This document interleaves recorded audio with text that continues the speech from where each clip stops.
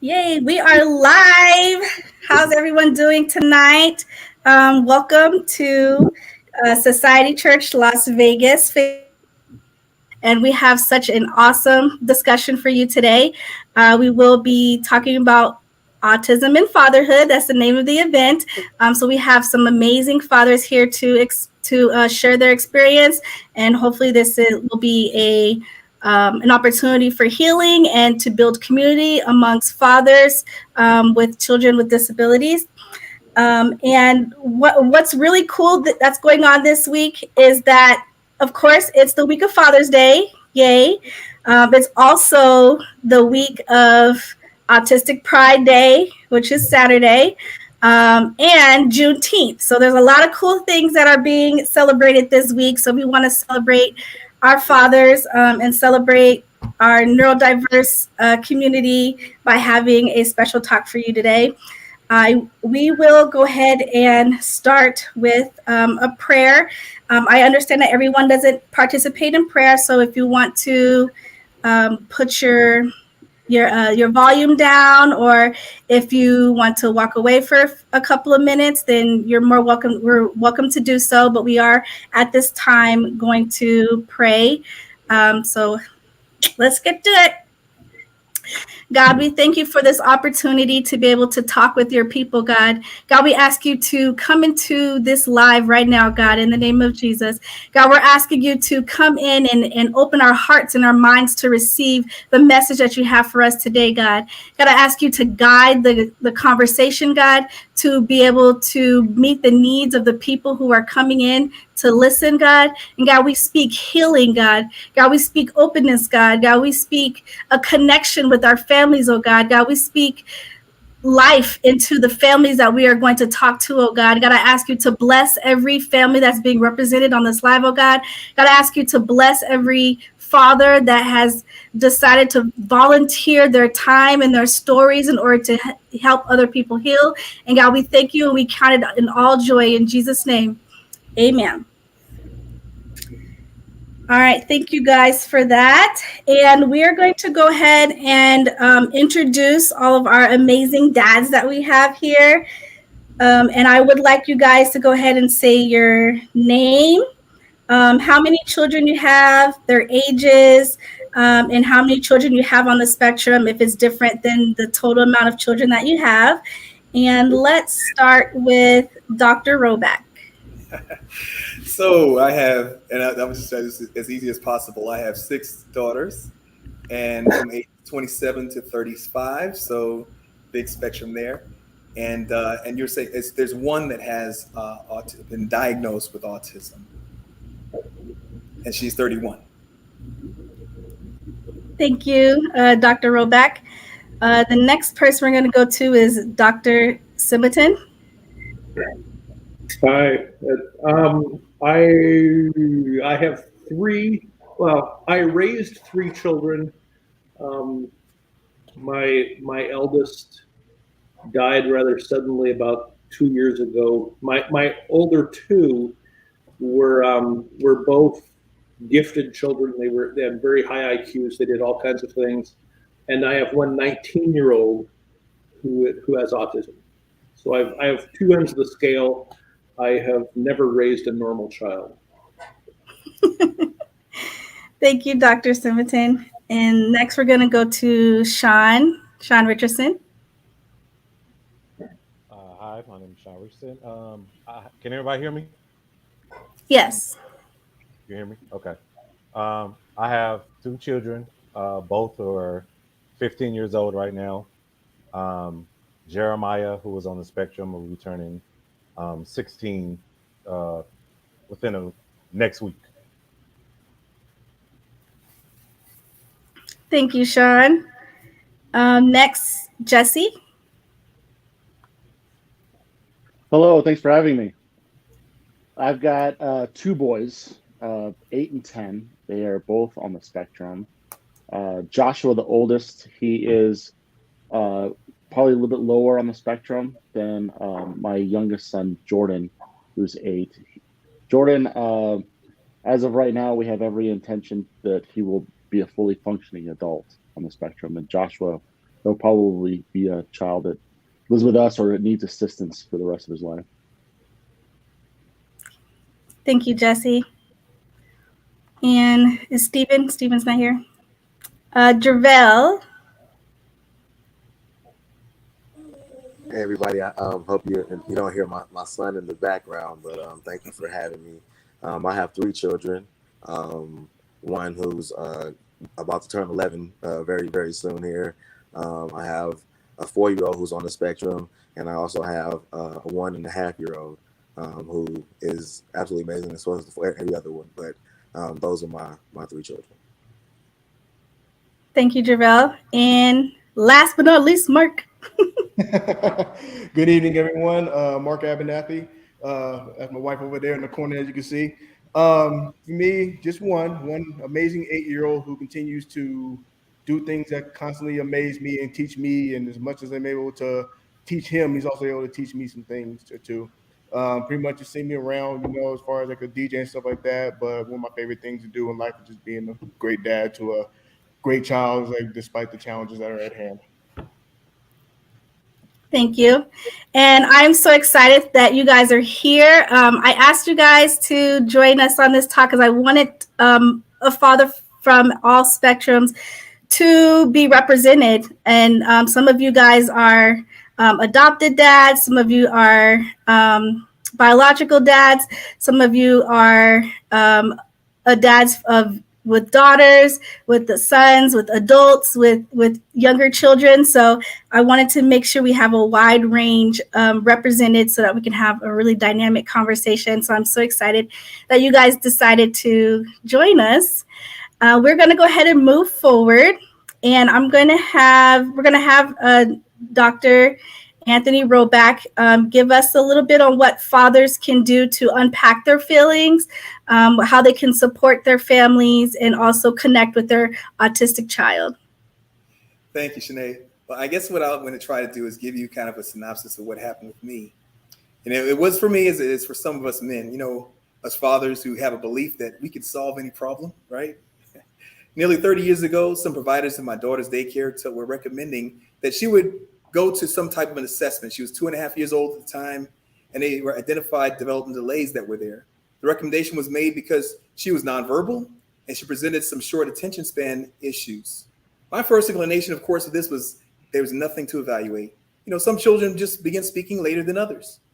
And after the assessment, they wanted to give her some labels of ADHD and later autism.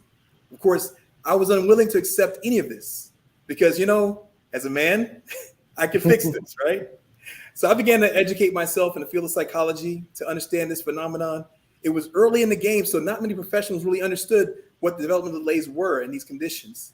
In fact, I went to a seminar with parents and teachers and counselors on the topic of autism.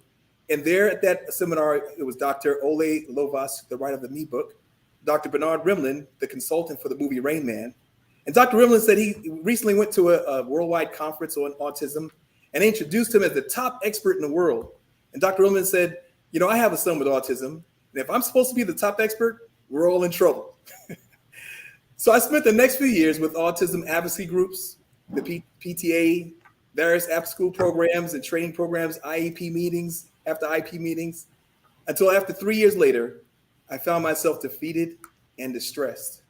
There's very little changes in Desiree's development or her language skills. I sat in the park looking like a lost puppy or something because someone walked up to me and said, "You need Jesus." Well, I accepted Jesus Christ as my Lord and Savior in that day. And you see, what happened on that day was I was trying to save her, but she saved me. She led me to salvation. I was trying to change her, but I realized at that time that it was me that needed to change. You see, I saw things from my own perspective, but I didn't see that God made her perfect as she is. Not needing to have any changes. I needed to see things through her eyes, not through my own eyes. See, the world that I saw was a world of limitations, but what she saw was a full and wonderful life. Desiree at 31 years old is not much different today than she was back then, and I wouldn't have it any other way.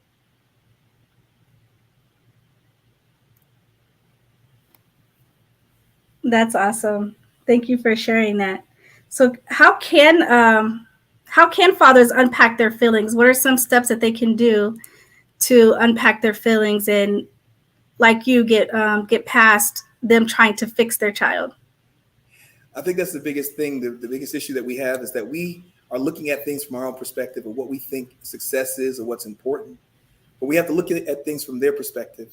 Accepting who they are as a person, not only accepting, but valuing and appreciating them. So first, we need to be in their world. I think for each of us on this panel that have children with these diagnoses, they're all different. They have specific things that are special to them or different for them. We just have to know the child, and we have to be able to operate in their world in the ways that's the most effective, building structure and building an opportunity for them to be able to grow, expecting them to be where they should be, but accepting that they're not always going to be there.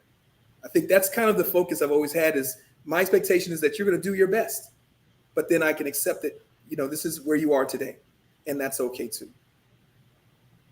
I love that. I love how you're talking about making sure that we are accepting the child and accepting the autistic person exactly where they are and loving who they are, exactly where they are in the moment. And I think that a lot of times what I see in my profession is that dads have a hard time accepting that, and there's certain things that they want you to fix. And moms are usually a little bit more accepting in that regard. So that it's really powerful to really just accept your child, or, or the person in your life who's autistic exactly who they are. And in that same token, what are some tips that you can give to dads on how they can connect to their autistic child? We have to find ourselves being present with our children. It's for like any child. We need to be involved in their life and being engaged in what they're engaged in. When you build a relationship with them, really what I find is that relationship is different than any other relationship, because they'll attach or they'll present themselves in different ways based on who they're speaking with and who they're working with. And we want to help others understand how to appreciate them as well.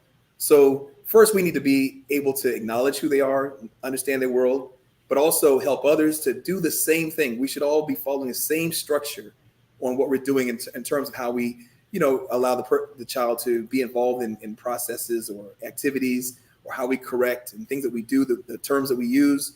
It'll be helpful for them to be able to have some kind of stability.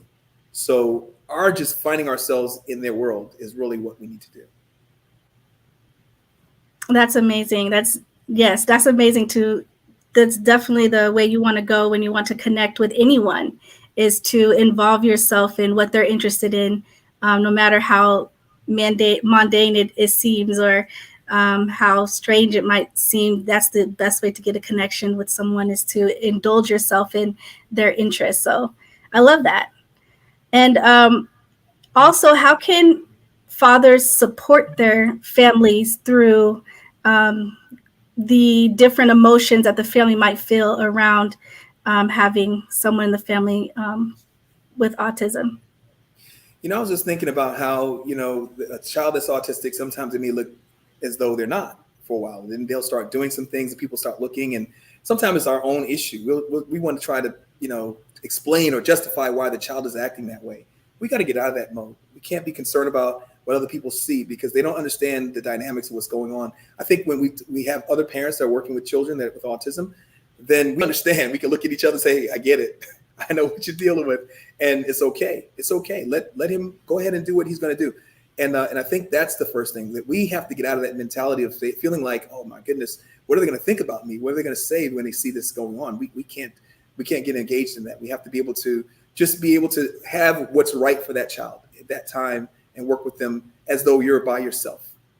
I think that's a really important part of it. Transitions are also very important. We're not just taking from one activity to the next. We want to be able to have, we're going to, in 5 minutes, we're going to move from here. We're going to go to this other area. We're going to, good transitions will help them to process that next change. So we're not just moving them. It's difficult for us to do some of these things, to sit for long periods of time. Think about how difficult it could be for someone that has some challenges in attention, and being able to have that comfort in sitting in something for a long period of time. So that's awesome. I love that. You got some great tips. Does anyone have anything to add anything that Dr. Roback said?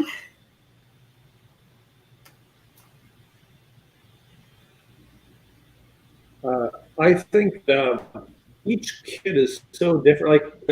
Like my older two were absolutely day and night difference. One wanted to do this. One of them was this English person, who could do literature and this kind of thing. The other one was a scientist and research and math person. And it didn't mean that, oh, this child is not good. One of my children is not good at math. One of them is not good. No, they're just different. So each kid is different. My youngest, with autism, has different strengths and weaknesses. And I think for me, as a, even before I had a child with autism, just realizing, oh my goodness, person A is so different from person B. And I have to appreciate what I can get from person A, and I can appreciate person B, and realize they're just simply different, and that's how it is. And then when I finally had an autistic child, oh, there's another option. They're just all different, and I try not to put value judgments on it. They're different. Mm-hmm. Absolutely. I love that. Thank you, Dr. Simonton. To add on, as far as what Dr. Roback was speaking on, as far as not just looking at the individual, saying as far as with them, they need to change this, they need to change that. I think he hit it right in the nose as far as when it comes to what can I do? How can I take the situation to where I can learn to help process how they feel, or what they think, or what's going on through their mindset. Typically, it's like with a lot of children, especially on the spectrum, I look at it just like they get so much already as it is, as far as when it comes to what's wrong with them and everything, because that's just what society does. Unfortunately, we're not a society really that takes the time to have the will to understand. We don't have as much of a desire to actually understand and get some kind of relationship, so we can understand where they're coming from and how can I understand, or just like put myself in a situation to help comfort or soothe you. But it takes a sense of humility to remove self out the way, and to really take the time to really engage in what their thoughts are and what their thought process is, to be able to help them as opposed to criticizing them. Because what we see in this world, this seems like it's getting more cruel by the moment. And rather than actually taking the time to understand, we're quick to criticize. And as a community, we have to do better. The community has to work together to be able to help. It's like no matter what it is, and it's not even just children with autism. This is with all disabilities in general. And us as a society, we have to do better to make sure that we do these things and everything, whether it be through our communities, our local churches, whatever. It's like whatever that looks like. We just have, especially as men, we have to do better, because these children, they look at the men and seeing as far as how it is to live a model life. And we have to do better in how we talk to them, how we communicate them, is that we are that point of reference to help them understand how to talk to this person, how to talk to that person, how to manage their emotions. Because sometimes, even what I know for myself is that sometimes it's like when Legend will do something and everything, I kind of look at it like, do I do that? Do I do that for myself? Is that learned from behavior from something that I perhaps do? And it kind of checks me for the moment. Like, okay, it's like I need to do something different, so that way he understands that this is not okay, that there's a better way to handle it. So it's not just solely about looking at them. We have to look at ourselves to be able to better help the situation. Absolutely. That is, you hit the nail right on the head. Like, you have to look at yourself sometimes and see if some of these behaviors might be learned from you, and take yourself out of the situation to be able to address it correctly. I know this is about you guys, but I wanted to share a story about something that Anthony said that kind of sparked this. But I was at the airport the other day, and a family had a kid with autism, and he was having a meltdown, and everyone else was like looking at them and like looking at the mom, like, get your kid to shut up, and the mom was being so gracious to her child, using her co-regulation skills to kind of help him self-regulate, pulled out his headphones, came down to his level, was talking so calmly. And I was like looking at the mom in awe, like, Mom, you rock that. Like, instead of focusing on the child's behavior, focusing on our behavior too, and seeing what are we doing that can help change the situation. So that was great. Yeah, absolutely. Is there anyone else that would like to add something to that? And you guys can jump in whenever you feel like you want to say something.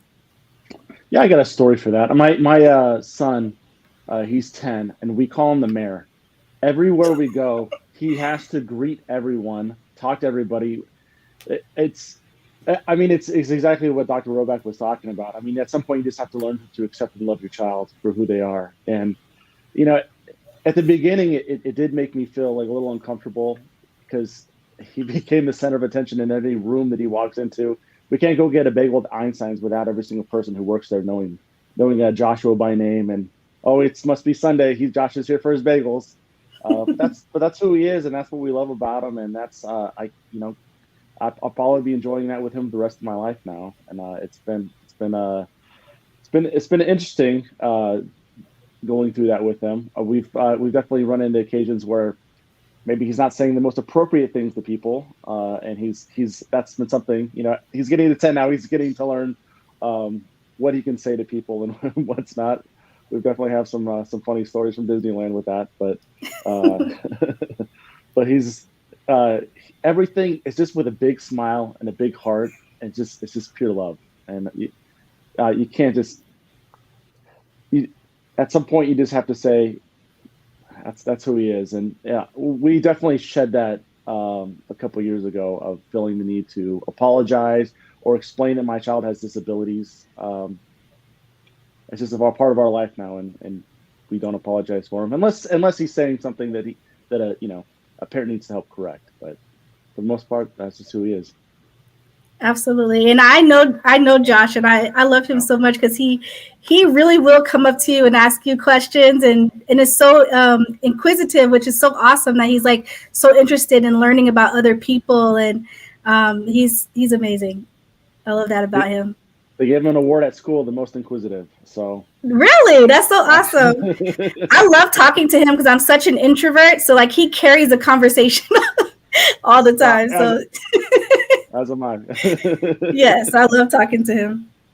Does anyone else? Thank you so much, Jesse. Does anyone else have anything to add to what Dr. Roback was talking about?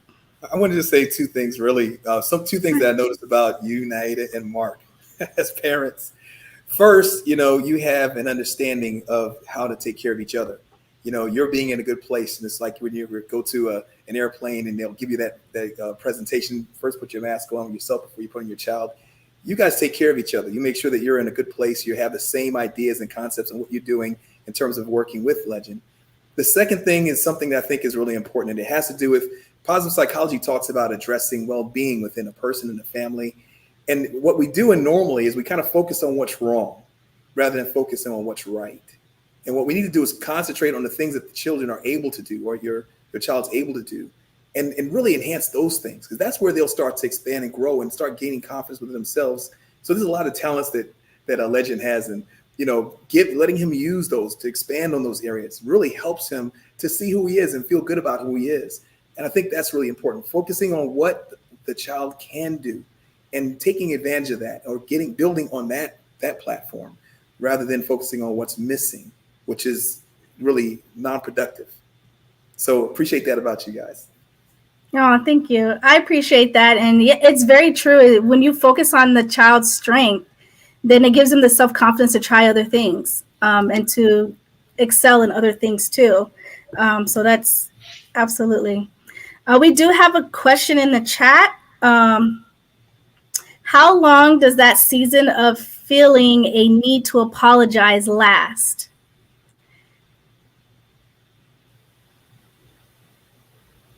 So I think this was probably a follow-up question from what Jesse was talking about, needing to apologize for your son when he's going up to people. So this person's asking, how long did that period of apologizing last? How do you feel that it lasts in that moment? It becomes less, I would say. You grow thicker skin to it. I wouldn't say, if he walks into, a public place and makes a scene, that I still don't feel something about that. But I do for a little bit, but I quickly learned to recognize that that's my son. And I get thicker skin to it. But I would say from where he was when he was 4 doing it, and I felt like maybe we need to leave. I think of one time he threw a temper tantrum at Target at 4, and it was embarrassing. We felt like we need to leave. Now at 10, I would say, hey, we have some spilled popcorn. Can we get some help? And we would continue shopping.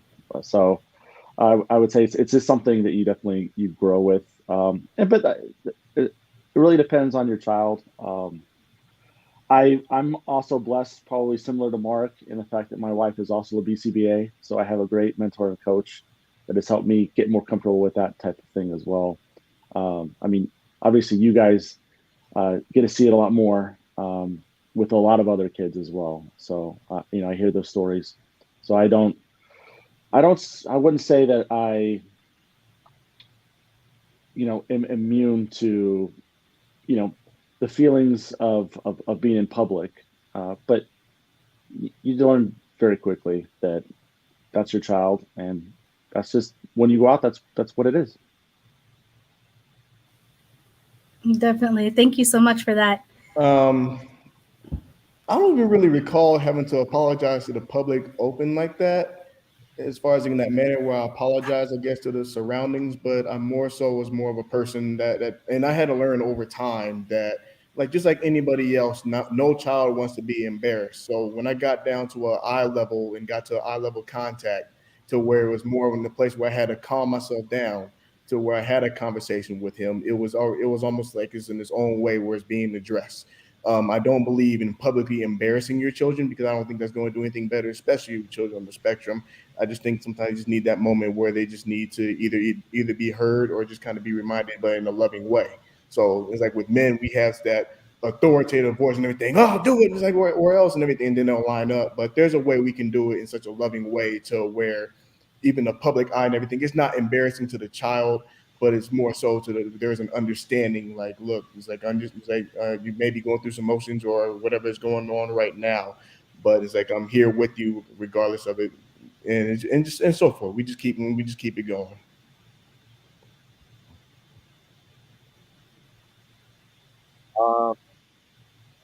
I don't necessarily believe that it's a season of maybe having to apologize.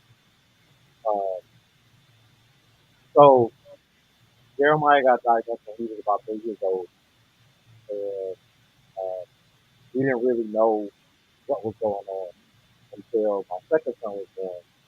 And my second son, Jaden, my younger son, he developed more than Jeremiah. So we started noticing some things that was wrong. And so after he got diagnosed and everything, Jeremiah would throw these tantrums. So, like, for instance, in school, while he was in school, if he didn't like something that the teacher was doing, like, he would throw a full-fledged tantrum and undress himself in class, and then, like, run down the hallway with just a diaper on.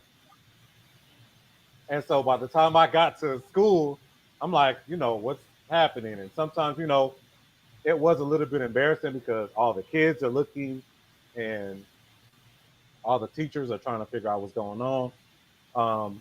But really, for me, what helped me with Jeremiah was that the relationship that we built.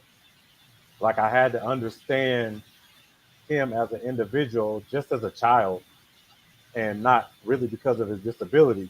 And what I've come to find out is that Jeremiah's love language is physical touch. Jeremiah likes hugs. That's one of the things that he loves to do, especially when he's upset or he might be frightened or anything like that. He likes for me to give him a hug, and that's what calms him down. So I don't apologize for who my son is. He is who he is, um, and he's made me a better person and a better father, just across the board, because now I pay attention to him closely. I listen, Anybody who knows Jeremiah, Jeremiah is an information specialist. Like, you give him one topic, especially on animals, he'll give you the whole entire rundown of what kind of animal it is, where they came from, what kind of species it is, and what they're related to. So um, it's never a season of apologizing because that's who they are. And I think once you build that relationship with them and know who they are, there's no need to apologize. That's that's really beautiful, and Jeremiah is such an awesome young man. And what I love about him is his compassion for all living things, whether it be people or animals or plants, or he just has such a huge compassion and love for anything that has breath. And I love that about him.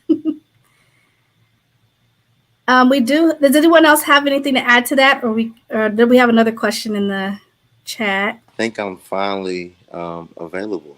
I apologize to everyone. I've been having some issues with my. I was on my phone and it kicked me out several times. I went to try to chime in and it kicked me out again. And Oh, I think that I'm available and I'm available to answer some questions now. And I appreciate your patience, everyone. no But problem.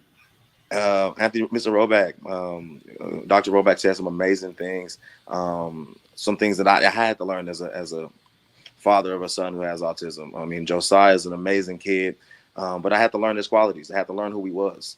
And in learning who he was, it allowed me to form a relationship. And when I formed a relationship, it allowed for me to, you know, monitor as much as I can and be as much as I can of a dad to him. But it's still a learning process in regards to learning who he is, but also learning who I am, you know, as a father to him. Josiah is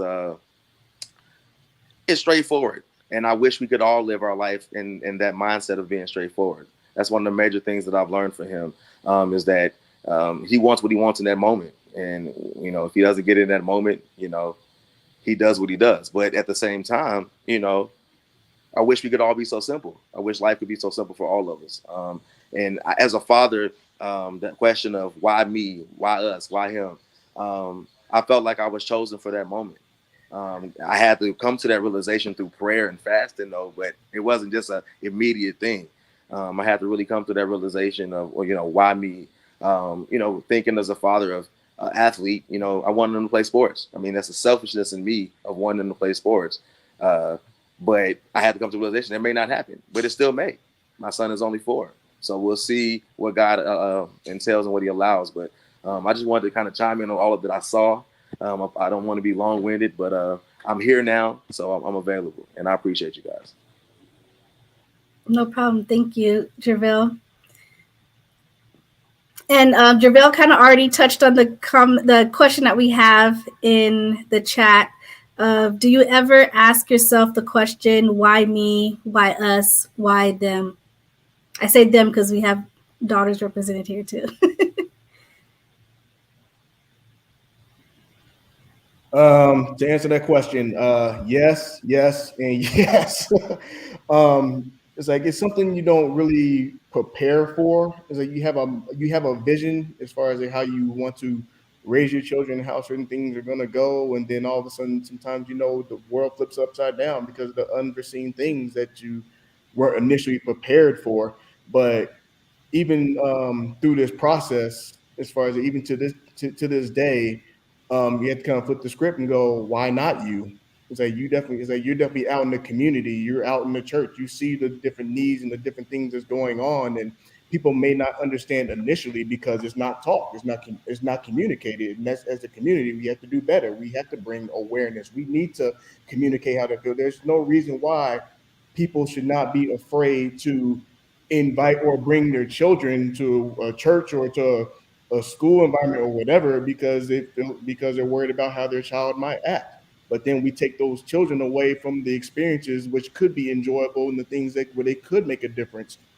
I mean, for me, I mean, Legend is a wonderful joy to have, and he's definitely reshaped the way that I think, and not when it comes to him, but also when I see other dads or moms out there, and you kind of have an inkling. I mean, I'm by no means am I a specialist whatsoever. I'm married to a specialist, but that, and you know, you get insight from learning like through her, it's like what she sees and what she's learned, and how can we be better suitable and be a better help, you know, to be able to help those that may not necessarily have the resources. Some people just genuinely do not know where to go. They just automatically label them as this lost bad child, but in all actuality, they need help. They need to be loved by the community. They need to somebody to help understand them, to be able to stand with them rather than actually talk about them.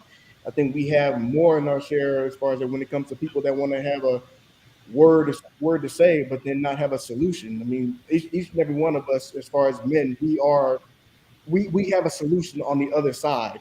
It's up to us to be able to figure that out, to take the time to go the extra mile, to be able to reach out, to understand it's okay to bring your kid to the church. It's okay to bring your kid to the store and everything. It's okay. We share the same challenges. I don't want to say struggle, because I want to say more as a challenge, because it's something that can be overcome. Um, I would say in the earlier stages, it was a little bit challenging because you didn't know if it was normal. It was like, especially if you're brand new to autism, it's like you just open the book and like, oh, it's like you think of the worst case scenarios. That's just how my mind works. Like, okay, I'm not sure what's going to happen if I do this, I do that. If he reacts like this, I have to get him out and everything. No, they need to learn how to be able to cope these things, but they're not going to be able to cope through them alone. Somebody has to cope with them rather than have to cope for themselves. And as fathers, that we had to make sure that we stay on our job and make sure that we do that. That hey, we are here with you. You don't have to cry alone and suppress your feelings and feel like that you have to cry to your room because this kid said this or this kid said that. Um, Kind of going back to a story, and Janae can attest to this, is that when we first threw Legend a birthday party, and it amazed me to hear the other stories of other parents where they said, "Hey, this is actually a cool experience. This is my child's first birthday party." And then it kind of had me take a step back, like this is their kid's first, like their kid's first birthday party. They don't have any other friends, and sometimes the reality is they don't, because Yeah. because they feel like they don't want to be bothered. They feel like that's a problem child. They feel like it's going to be a distraction. No, these kids need to have a fun childhood. And they deserve to be out there with them too. And that's just something we need to be able to do. We need to be welcoming with open arms. Say your child is your child. Go ahead and bring your child. Everything, let them have fun. I mean, they don't have to be in the struggle alone. But we have to understand that it's a team, it is a community effort. Yeah. And then to go back, what Mark is talking about, Legend's first birthday party, we invited a bunch of autistic kids to his birthday party. And so that's what he's saying. Like a lot of the parents are saying that was their kid's first invite to a birthday party that they've ever had. So it was very touching that when we had the party. But we rented out this big jumping place and indoor play place, and I invited all of his friends at his clinic. So yeah. That's awesome. Thank you, Mark, for that. Anyone else have anything to add to that question? Yeah, I do. I think that's a question that maybe all of us can attest to. Why me, why us, and why him? Because it's affected each and every one of us in so many different ways, especially maybe at the beginning of not knowing what autism was. When Jeremiah was first diagnosed, I had never even heard of autism, and never knew what it was and never knew why he was the way he was. But I'll say this, and Mark said it good, why not him? Why not us? Why not me? Because I believe that because of our children, that it has made people everywhere more aware. I look at Jeremiah in high school now, kids are aware of kids who are on the spectrum. And one of the things that they are really protective of kids who are on the spectrum. I had a little situation. My youngest son was trying out for basketball, and Jeremiah's, doing his own thing. And one of the kids on the basketball team, for some reason, decided that he wanted to make a comment and kind of like poke fun at my son. And as soon as he poked fun at him, the rest of the kids, like the entire basketball team, including the coach, They looked back and was like, who said that? Everybody's looking at the kid that made fun of him like, what are you doing? Like, no, don't do that. Like, kids are very aware now. And they're very protective. And so I don't ask why me or why us or why him anymore, because Jeremiah has made us better parents. He's made us better ministers. He's made us better people. And people love my son. And he has such a big heart. And that's one of the things that we just try to teach him. But you know what? I can't take credit for it all, because it's his village. It takes a village for, they say it takes a village to raise a child, especially one who's on the spectrum. And so everybody understands and everybody's on one accord of how he operates and how he thinks and how he works. And so it's really pleasing to know that my village understands, you know what I mean? Because if I think if we were just by ourselves, I think it would be a really tough time. But because we have a village that understands him and understands how things work, I mean, it's a lot more easier and enjoyable. That's awesome. Thank you so much, Sean. Is there anyone else who would like to add to that question? I have a thought. So somehow I think of, well, why us? Well, actually, my wife and I chose to do this. When we didn't choose to have a child with autism, but we chose to have a special needs child. Actually, when we were first contacted about possibly adopting him,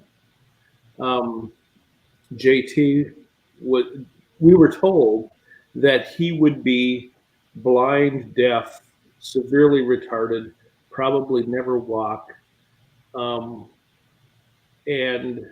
would you like to adopt him anyway?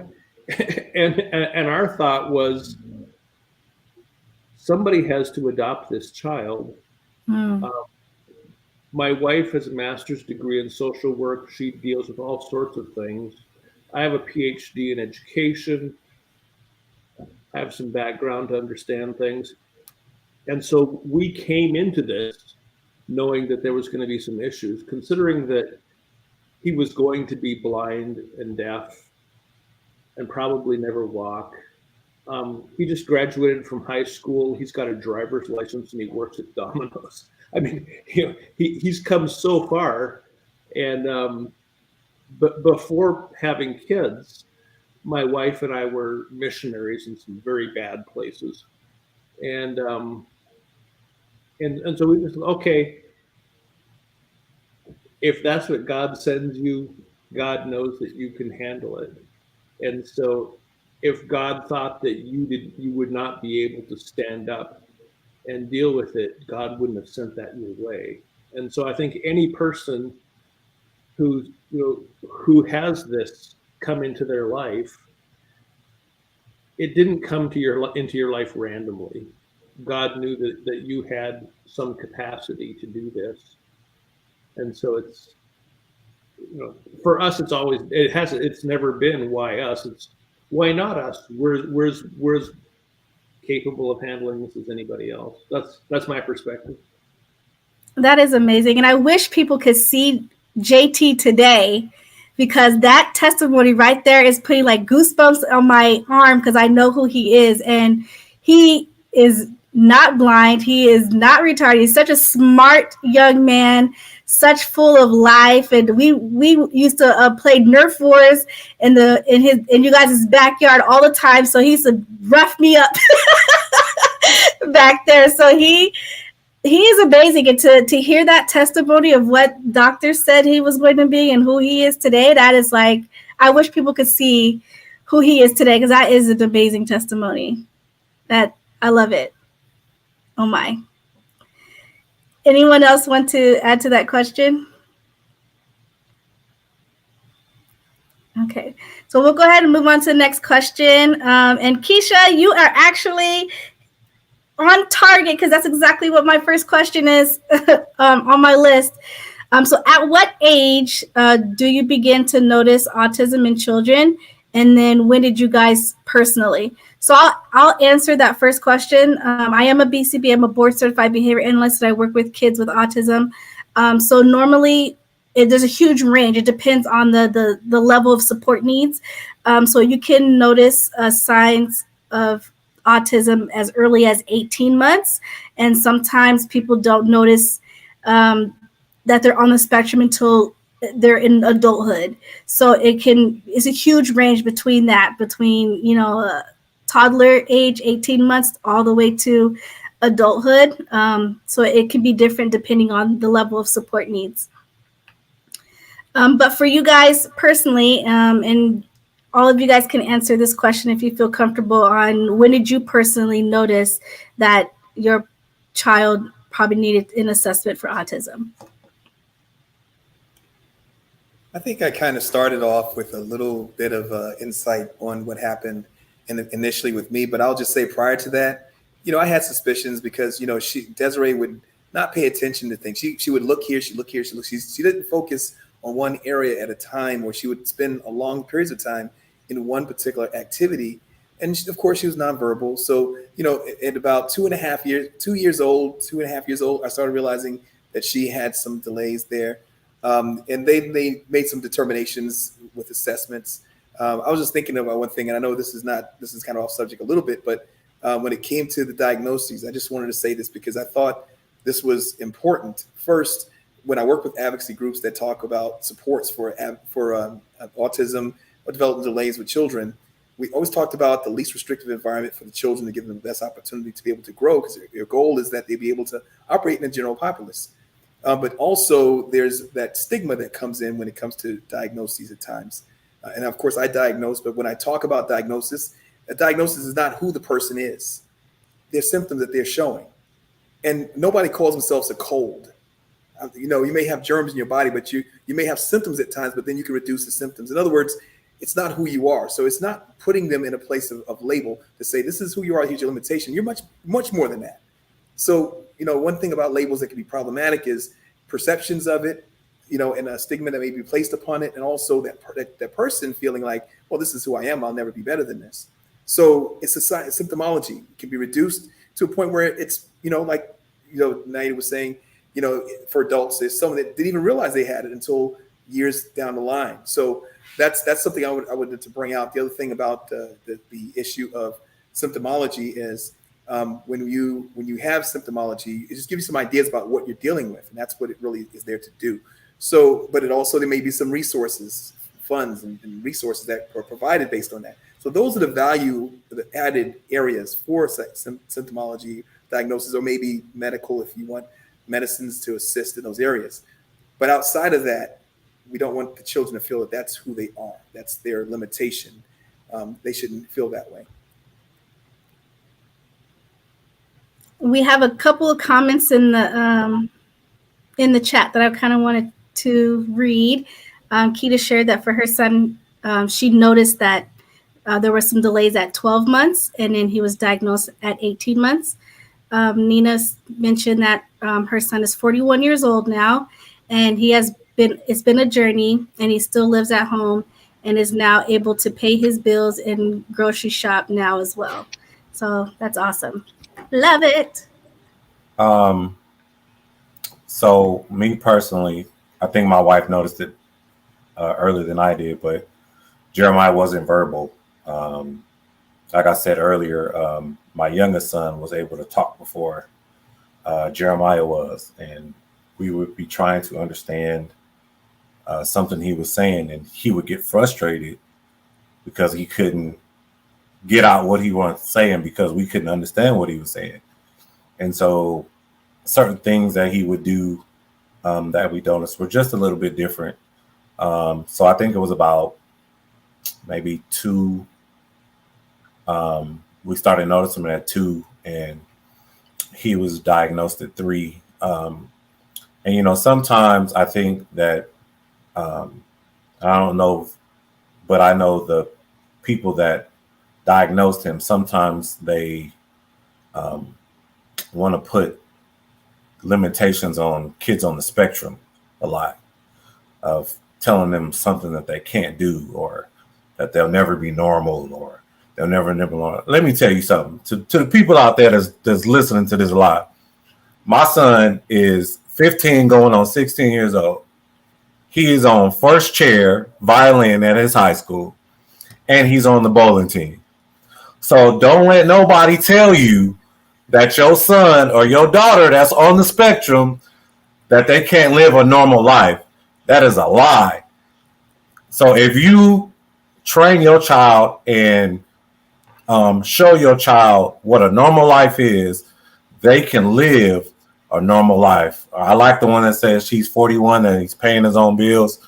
And it starts, I believe that once you find, once they're diagnosed and everything like that, and you start working on them early, they can learn how to do that stuff. So by the time they get out of high school and college, my son knows where he wants to go to college. He wants to go to San Diego. He wants to be a marine biologist so he can work at San Diego Zoo.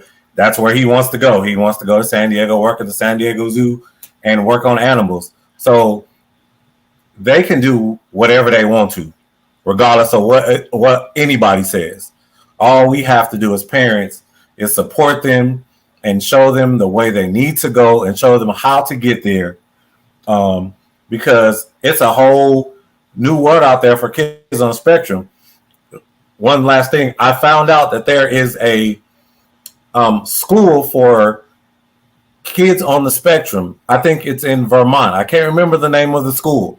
It's an actual college that they show them life skills and things like that. They have sports. They have a sports team and all that other stuff. So they can live normal lives just like we can. And people just need to stop letting people tell them what their kids can and can't do.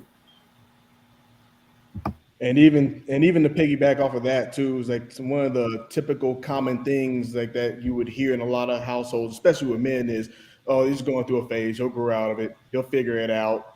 Well, he needs a support system to be able to help figure it out. It just can't be solely just on that child. It can't be solely on him or her. He or she needs somebody to be able to advocate and be a voice for that person, whether it be in the classroom, to be able to get the service they need. Because I mean, I remember sitting here, it was like, we're still even dealing with it. It's like, make sure we have to advocate for Legend to make sure that he gets the services they need, because there will be some of these services and things that say, we won't do that, or we can't do this, or we can't do that. No, you understand, take the time and get the information so that way you can help your child.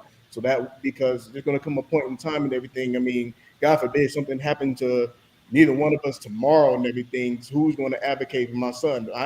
He needs to know that somebody's going to advocate and fight for him, so that way he can get the most of it, because he deserves to be treated and respected just like any other child in the room. Doesn't matter what color, what age, whatever it looks like, whatever the report says.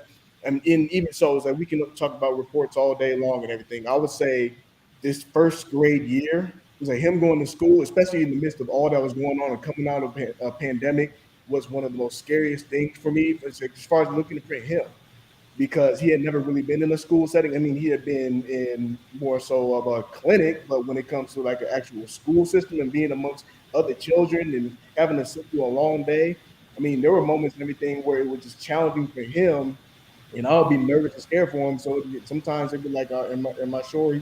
He's like, even so, just talking to the wife about it, it's like, are we sure? Are we making the right decision? And sometimes you just have to let go. You have to let him go and everything. Let him be able to do it. But just understand at the end of the day that you're still going to be there with him, no matter what. And long story short, for him to be able to make it, I would say he was like, through this school year, had superseded my expectations on all levels, as far as him being able to communicate, him being able to learn, him being able to make good grades, to him even to beat the odds. I mean, I love the underdog story, and I would say I love the underdog story, especially when it comes to our children that are on the spectrum, because just like all these other men have said, they are more incapable to do just like anybody else can, whether it be in the classroom, whether it be out in the sports, or whether it be in the professional field. But it takes people, it's like they can do it, but it starts in the beginning at a young age to be able to advocate for our children.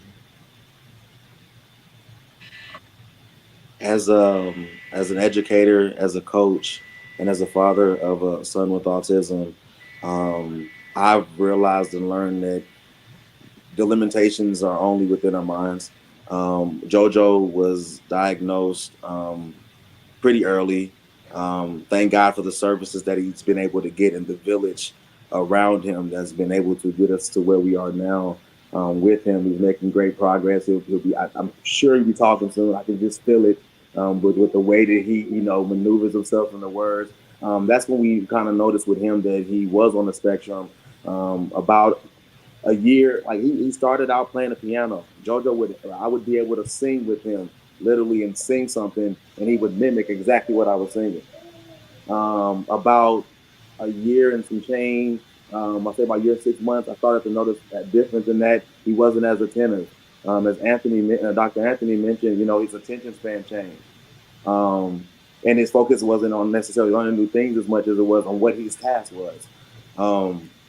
But as a coach and educator, I've seen, I've coached young men on the spectrum and seen what they bring to the table, and it's nothing different than any other kid. And as Sean mentioned with his story, the kids embodying the culture around him and accepting him. I believe that education now has resources, but as parents, we have to tap into those resources and also know what's available. Know what the community and what the school offers. If the school doesn't offer, know which school does offer it. And try to get, and if it's not in the school, outsource it. Because there are some people in the community that's doing amazing things that can definitely get your child the help that it may need. For instance, with JoJo, we put him in school. JoJo was in school early. We tried, people, listen to people, hey, JoJo's gonna talk. So, put him in school so that, he can talk faster, the social piece. But that wasn't for him at that time. And we had to learn that as parents and adapt. And I think the biggest thing and the biggest challenge that I faced was being able to adapt in various situations as a parent to be able to give our child what he needs.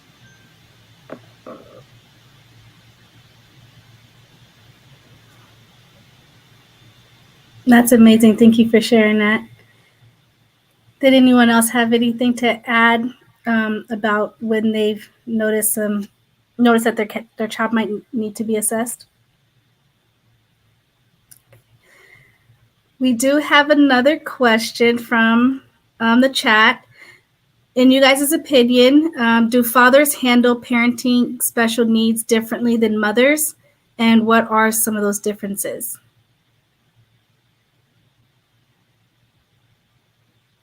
Go ahead, Javelle. For me, it was like, man, how do I make more money? I have to find a way to get him, the things that he needs, because as we know, immediately I started reading up on it, right? I started reading up on it. I didn't say nothing to my wife. I felt like I had to be Mitchell Macho. How I'm gonna make more money. So I spend more time out of the house when I really need to be in the house.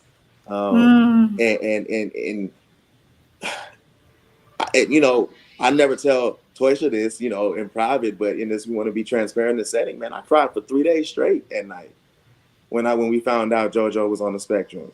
I didn't know how to deal.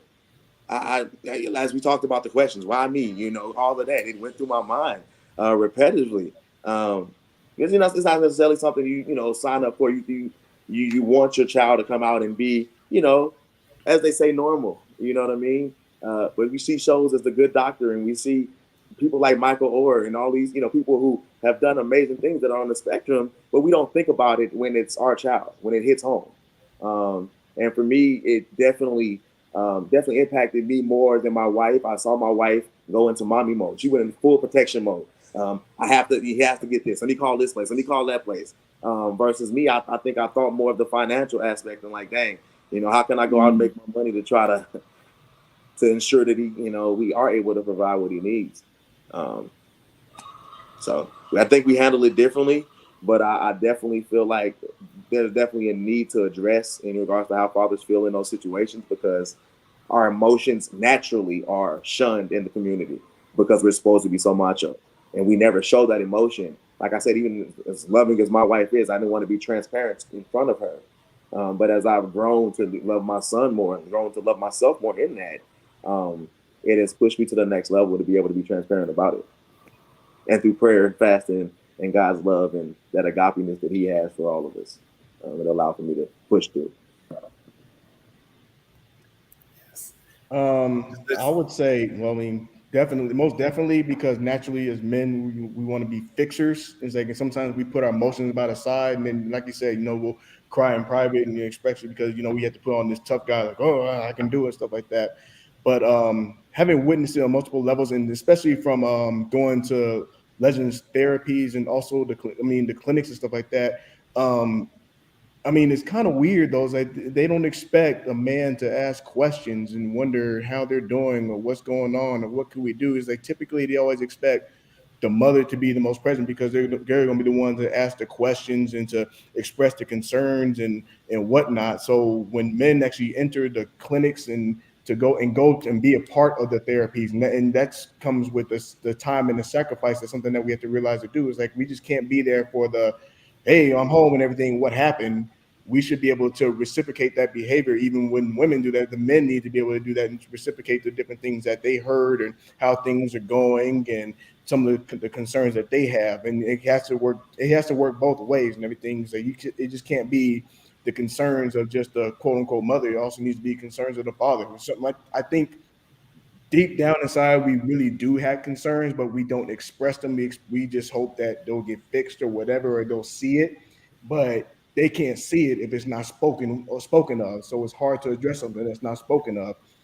So it's like I think even when we went to his old clinic and everything, he's like you saw a few fathers here and there, but it's actually a really good thing to be able to see. You do see the mothers dropping them off and expressing their concerns, and also the fathers dropping them off and addressing the concerns too, because it also shows not just being financially invested and so forth and everything, but also being emotionally invested too, to take the time to care, to want to be at the meetings and everything. Granted, they could be 30 minutes to an hour long, but still you need to be present, to be an open ear for that therapist, so that way they can understand, hey, it's not just the mother, but it's the mother and the father working together on this.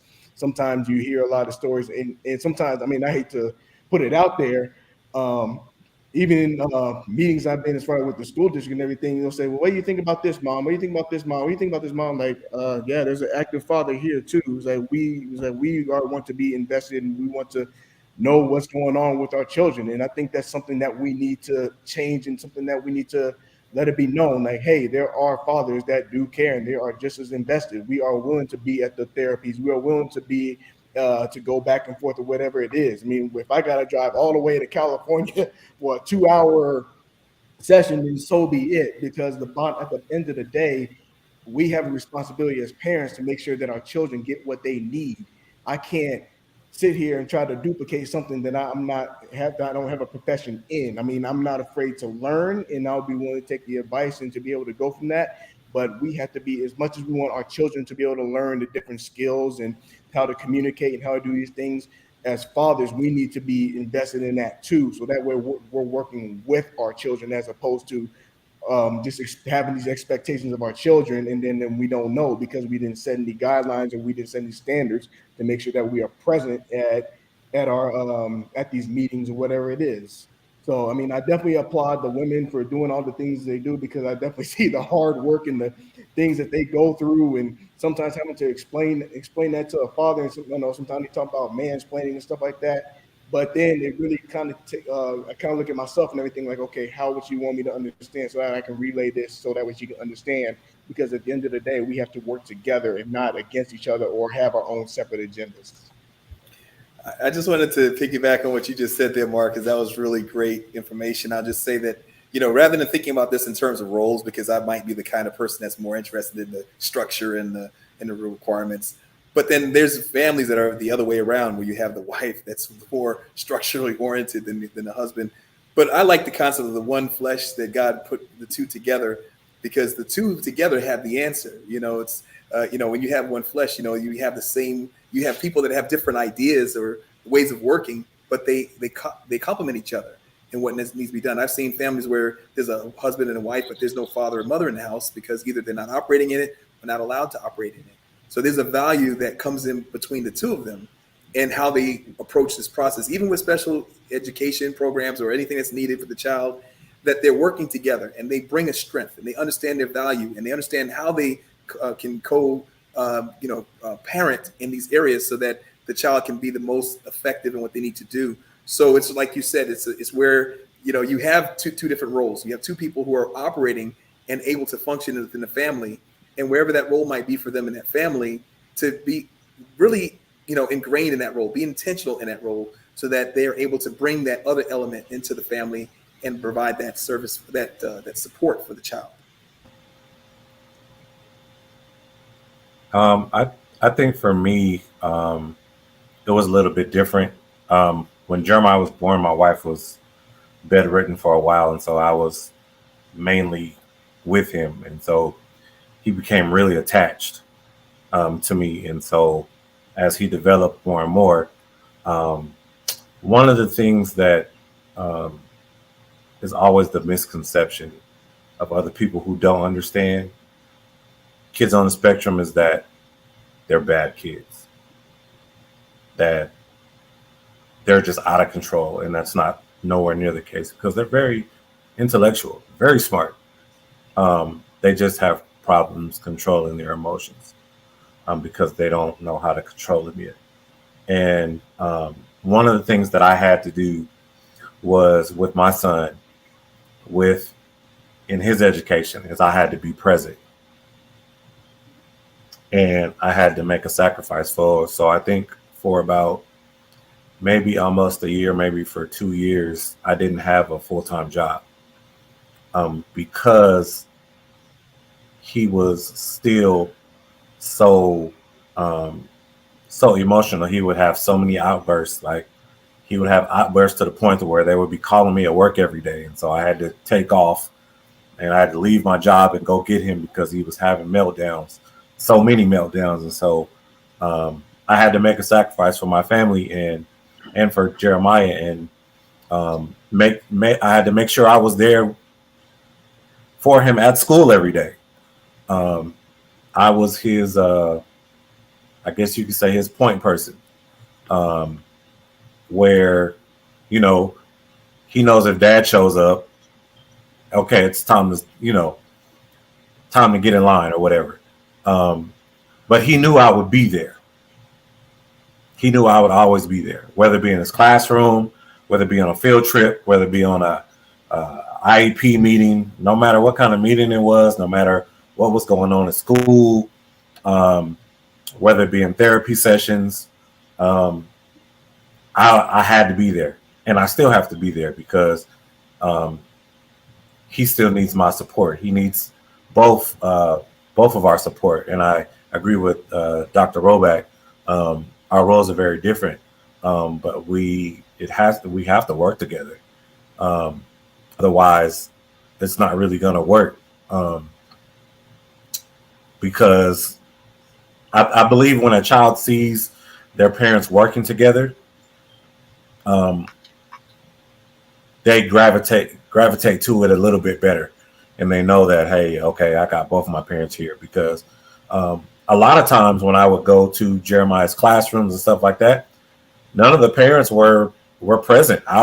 There would be at times where I would be the only parent going to the field trip, coming to the meetings, coming to the classroom meetings. I'd be the only dad there. Otherwise, I'd be the only parent there. And so that's one thing I had to sacrifice that made sure that I was present, that he knew that I was there for him when he needed him. So I think the roles are different, but not too different. One thing I'll add with my two boys with autism is that I really have to tailor my approach and the way I react to the situations very differently between the two kids. My youngest, he's the one who has the anger. I can't match anger with anger. That's going to shut him down. That is going to make the situation explode. With him, it's a simple conversations that we can get and just talk. That usually solves the problem. My other one, my oldest, he is just a ball of energy and a joy. And sometimes he needs a firmer hand. And by that, I mean, he needs sometimes to be jolted out of his goofiness, because he's just bringing silly to the table all the time. And so I've got to really make sure that I'm engaging the conversations with them in a way that's going to get their attention, and it's going to change the behavior that is happening at that moment with them. Because otherwise it's sometimes it can be pretty difficult in the moment when they're having whatever that freak out or tantrum or whatever it is. Trying to figure out a way to navigate through that is sometimes very brutal. So it's my wife and I both have different ways of trying to get them, and I'm not going to say that mine's more effective than hers sometimes, because but it really depends on the situations. And I do prefer a discipline and a structure whenever we can have it. But I've learned very quickly that what I want and how I want to bring to the table is not how it's going to work, and that may not be the most effective way to handle situations. So it's something I definitely had to learn to adjust and deal with. I love that you said that you can't match anger with anger. That's such a very short statement, but it's so powerful, and it can be freeing for so many parents when we're dealing with children of all ages and all abilities. So that was really powerful. Thank you for that. Is there anyone else want to answer that question? Okay, we can go ahead and move on. I'm going to go ahead and answer this question really quickly because it's not really directed to the dads. But she's asking, is there a chance of a child being a certain percentage of autism, like 20%, 30%, or should I say, are there levels of autism in kids? There are levels. There's no percentages. Sometimes you'll see levels be level 1, level 2, level 3. Sometimes you'll see diagnostic reports where it shows like mildly functioning, low functioning, high functioning, like functioning labels. I don't really care for functioning labels because everyone is completely different on the spectrum. So someone could have a higher delay in receptive language, and somebody else can be more highly impacted with sensory issues, and then sensory issues can be varying as well. So we usually use either high support needs or low support needs when describing the different levels. But it's a spectrum, and it also can be different levels going up and down depending on the subject or depending on the delay. So it can be very different, but there are diagnostic levels if for the sake of conversation. All right, let's go to the next question. Did anyone want to say anything to that about diagnostic levels? You can jump in if you want to. All right, the next question is, how did you feel during the assessment process?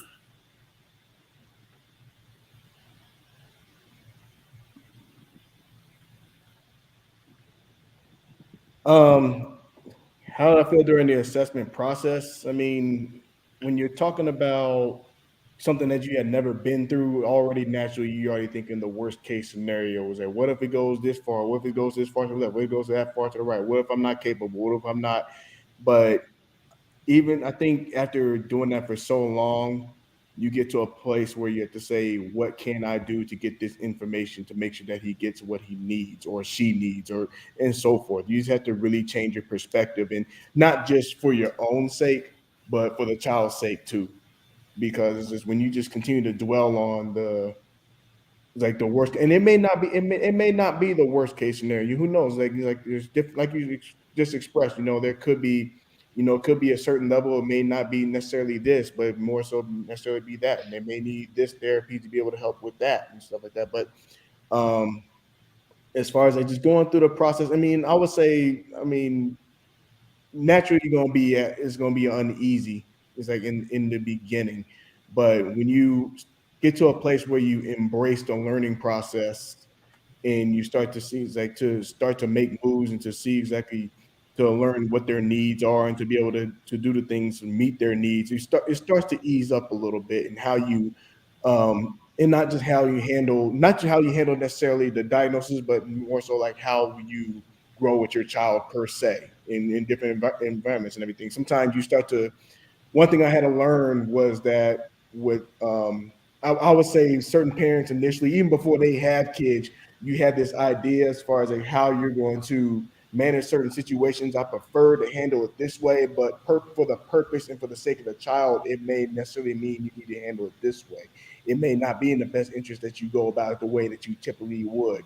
You might have to take it down a notch. You might have to change something within you and say, you know what, this isn't going to work. I need to do this one. I need to be more present. I need to take more time to do this. I may need to substitute. I don't know, it'd be a time where it's like you may be hanging out with the guys or whatever, and take some time and everything to, like, you know what, I need to do this for the sake of my child to be able to help out, to make sure that I'm meeting those needs. But I think over time, it gradually starts to get a little bit more comfortable.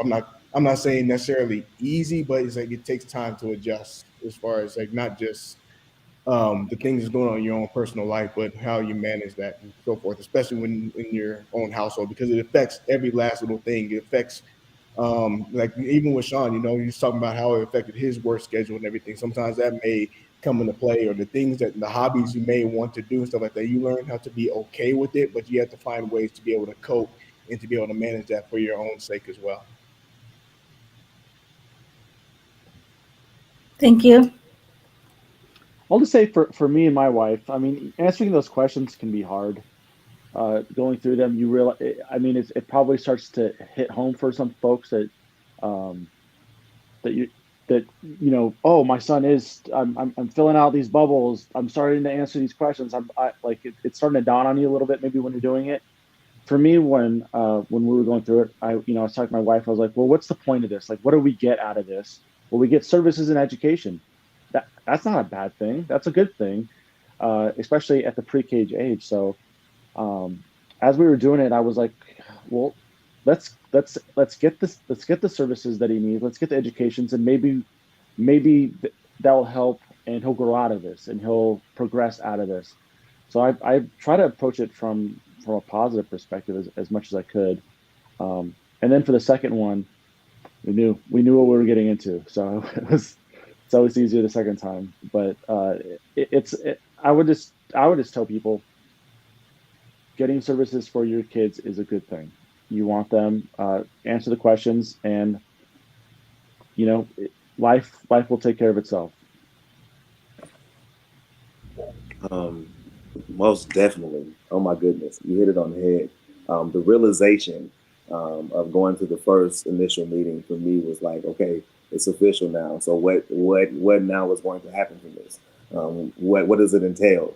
Are the services going to be there for him? What are we getting ourselves into in regards to, those questions start to arise for me. So the realization of that first initial assessment for me, even though at the whole time, we saw different things in Josiah, but the realization of going to that first meeting for me was where it hit home. And seeing the attention span and seeing how the doctor played and attention span. But as an African American, I want to say this, and I'll let somebody else go. But as an African American male, we don't go to doctors or therapy or it was different for me. Like, what does he? You gotta go to therapy. We know that he has a couple of delays. What are you going to therapy for? We gonna fix him. You know what I'm saying? That was the realization and what that's my mindset. But unfortunately, as you said, we may go into it, Mark, with a preconceived notion of how we think things are going to be, or we read all the parenting books in the whole wide world of how we're going to treat a certain situation if this arises. I had to throw that out the window completely when Josiah came into the picture. But it was great. It was amazing that he was able to get the resources that he needed to be able to progress him to the level that he's gotten to. Joel was really good. I was just thinking about something that I can't talk on set about how I was in denial initially, and they had Desiree go through some type of tasks that she was performing, and she wasn't performing well on some of the tests. So I was just thinking, well, what is this? You know what? We're going to go back home. We're going to practice. And we're going to come back again. So, the idea and the thought was, this, okay, so this is how you're assessing this. We can work this out, and it's not going to be true. And I think that what I really should have gained through that, because now I understand at this point in stage in my life, that was nearly 30 years ago, that there's a value to it. The value that's there is, first of all, understanding what it means, getting more information so you can be more effective. Also identifying there's some things that can be worked on, that you have some guidelines as to what you can work with. So, it's a different perspective based on, each person and how they see it. But it's when your child is being challenged and they're pointing at you and say, hey, do this. And you're like, okay, give her some time. Why are you going to the next test? Let's go back to this one.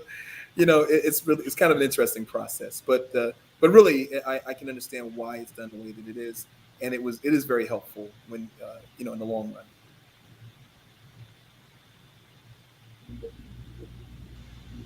Yeah, for me, just the whole idea of going through all the testing, getting diagnosed, lining it up with service. I mean, that we did that with JT just from the very beginning. I mean, when he was, 18 months or 2 years or something, the kid couldn't walk. He'd never picked up a toy.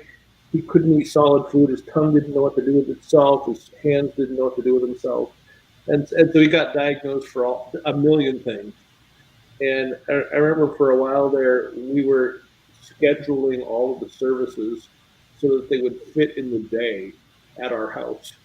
We had OTs coming in, teaching him how to use his hands, got toys. We had PTs there teaching him how to walk. We had the speech therapist trying to figure out what to do with his tongue so he could eat solid food. And so, just all the stuff. But, getting that diagnosis, finding out what is going on, getting the services. I mean, you look at JT now and you would never guess that he couldn't walk, he couldn't pick things up, he couldn't eat solid food. I mean, there's still a lot of challenges out there, but just the idea of let's figure this out, let's figure out what services we can get. Let's, maximize, we may never get to exactly where we want to be, but at least let's see what we can get some services to move the ball forward a little bit and increase the capacity within his life. And so by the time it came to the autism diagnosis, we had been through the process exactly a million times, and we kind of knew how it went. Thank you, Dr. Simonton. Anybody else want to add anything? I think everybody answered this question. All right, the next question we have is,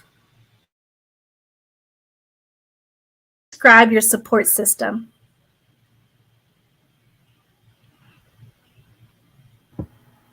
You said describe it?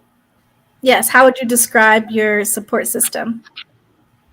My support system is I would say very well connected with my son.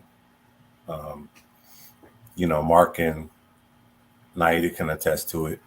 You guys are a part of his connection, a very important part. My church is a very important part of his connection. A lot of my family members, a lot of my friends, they're very important parts of his connection. Jeremiah is so smart that sometimes, well, I don't even say sometimes, that's a lie.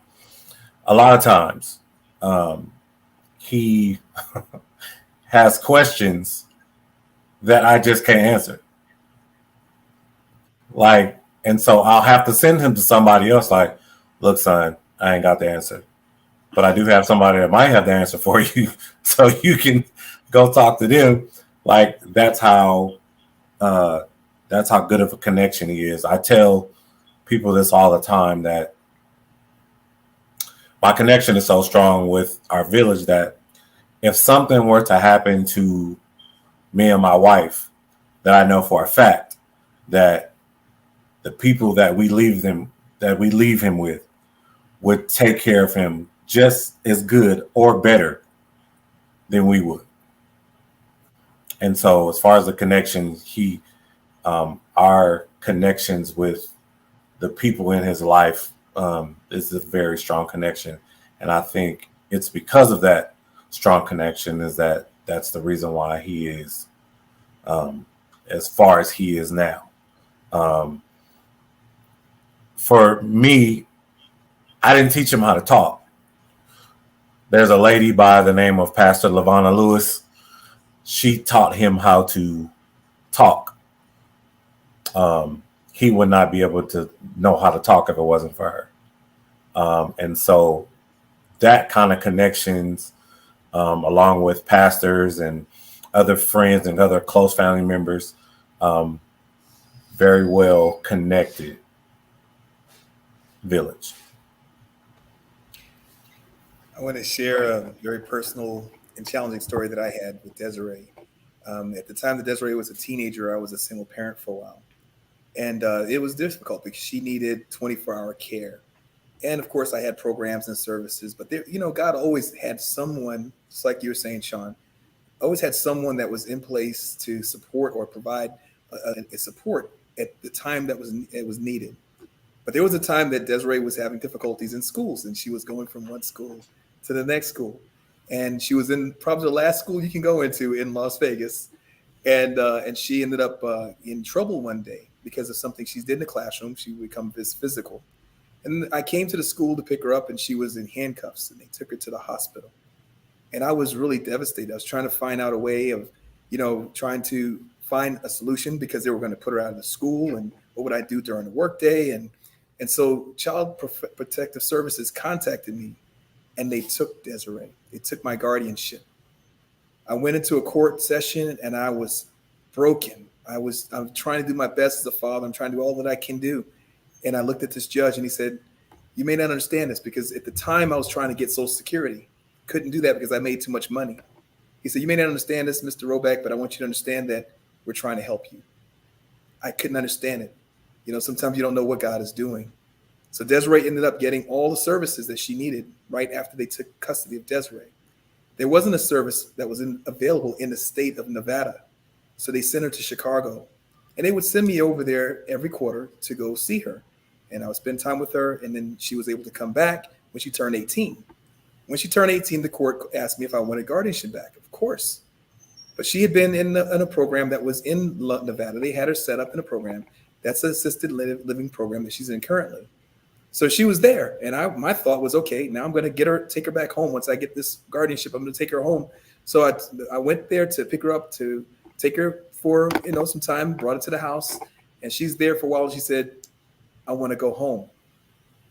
And I looked at her. She wanted to go back to the child program, the assisted living program, because there she had a job, she had friends, she had her own place, she had a life that she felt was her life, and that was her home. And that could have broke me too. But then I took her back there, and that's where she is, and she has a full life. So it was a really strange situation that brought me to where we are, because I would have never gone that route.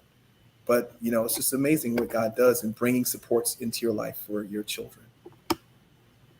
And that's a very powerful story, and I thank you so much for sharing that, because I'm pretty sure it's very difficult to be open with having to deal with Child Protective Services. And I feel like you're such an amazing father for recognizing what your child wanted in that moment, and not looking at yourself and what you want in that moment, and really listening to her, that that she had something good going for herself, and that you actually really listened to what her needs were, then that she was in a good place, and relinquishing that. And that's so powerful and so amazing. And it speaks to your selflessness, and then it speaks to your love. And I just commend you on that, because not everybody would have made that decision out of selfishness. And that's beautiful, very powerful.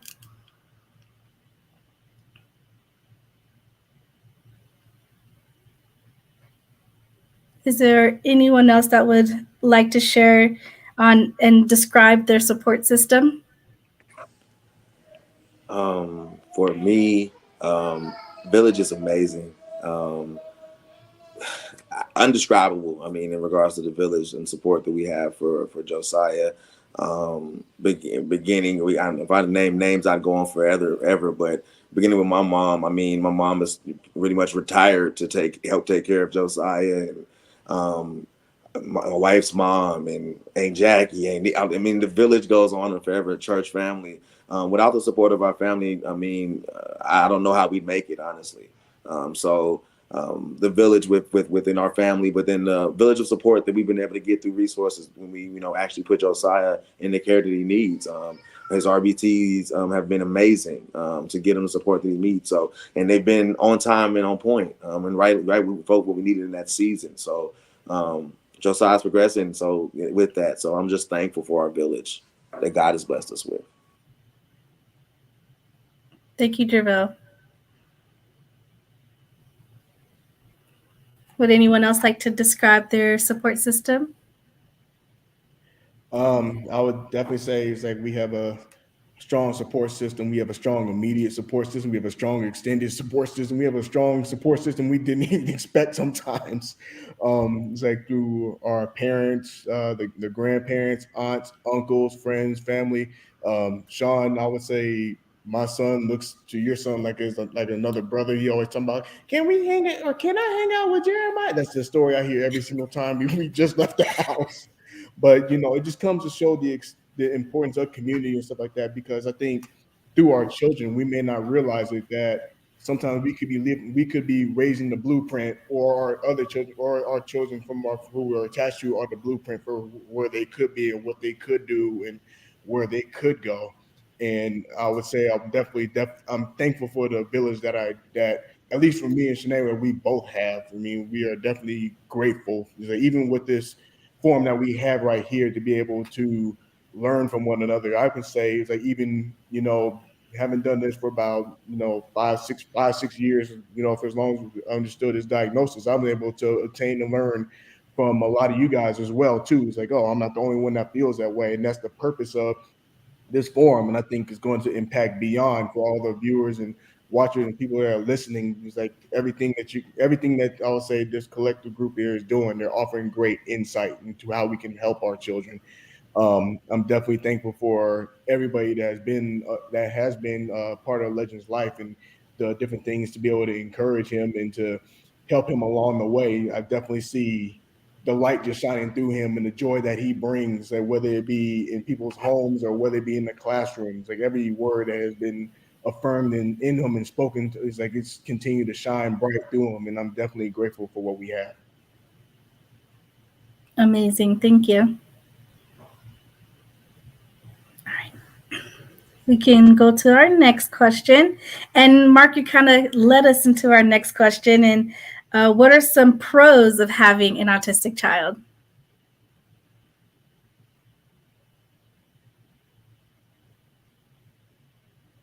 I smile every day.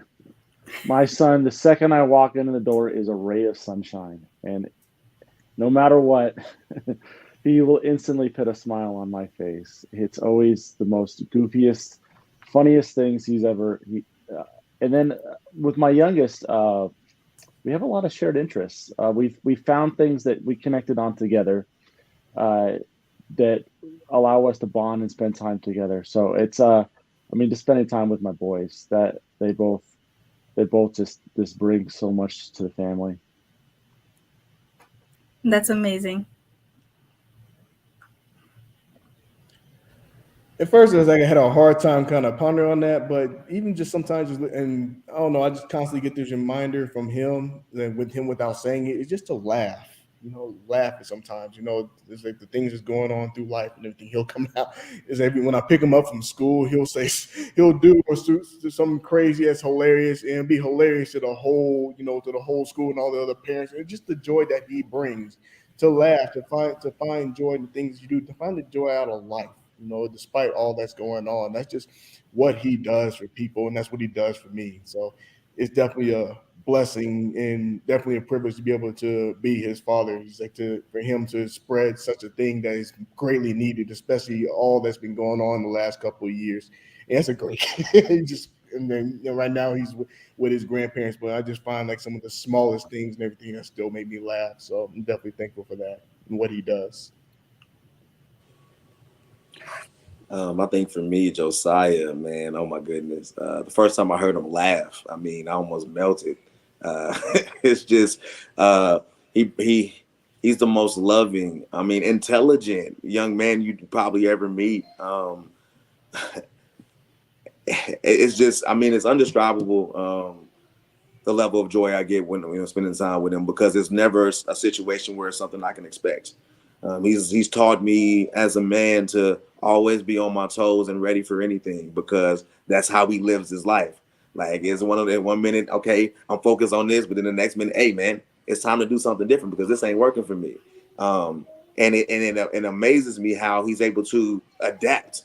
We talk about adaptation and being able to adapt to things, and the way he adapts to different things and different changes and processes in his own mind, and how we still trying to process it, but he's already figured out how he's going to do it, right? And then it just amazes me how he does that, and it's taught me as a man to be more diligent in how I move, be more, I say, decisive in how I move, with how he progresses his life. So that's where Josiah is for me.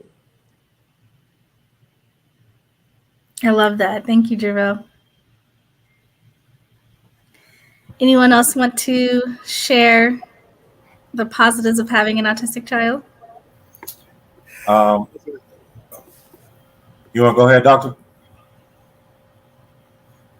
Just for me, really quick, it just amazes me, like I said earlier, about how very intelligent Jeremiah is, how very loving he is. He can sense when I'm having a bad day. If you're having a bad day and he can sense it, he'll just come and, give you a hug, or he'll come in my room and ask, how am I doing? Or how was my day at work?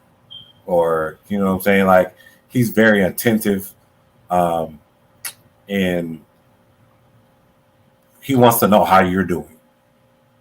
And I think that's just with anybody, his heart is just so in tune with people for some reason. And like when he hugs you, like you have nothing else but to respond. That's how loving he is. And so I love his intellect, and I love his heart, because he genuinely loves people. And so those are the positive things that of having an autistic child. Awesome. Thank you so much. I was going to say, all of our children make an impact on our lives. I appreciate everything that they're gifts from God, and they really have allowed us to become the people that we are today. I will say that I talked about some of the impacts that Desiree made in my life by coming back to the Lord Jesus Christ, and also my career focus going into psychology. But also, we just have great times. Desiree's a singer. She loves to sing, and, we do things. We have some activities when we get together that she and I share.